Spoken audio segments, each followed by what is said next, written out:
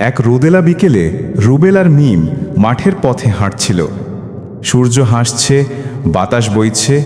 তারা হাত ধরাধরি করে বলল, চল গাছের নিচে বসে গল্প বলি। হঠাৎ ধাম, একটা বিশাল চকচকে আপেল গাছ থেকে পড়ে তাদের সামনে। মিম অবাক, রুবেল হাসে। হয়তো এটা জাদুর আপেল। তারা আপেলটা ব্যাগে ভরে নেয়। ফেরার পথে গাড়ির জানালা দিয়ে আলো পড়তেই আপেলটা হালকা ঝলবল করে ওঠে।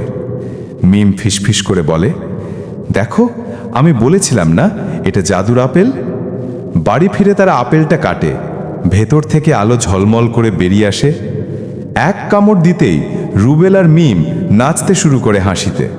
হঠাৎ আলো নিভে যায়। তারা দেখে আকাশে জ্বলছে রঙিন এক তারা, ঠিক সেই জাদুর আপেলের মতো।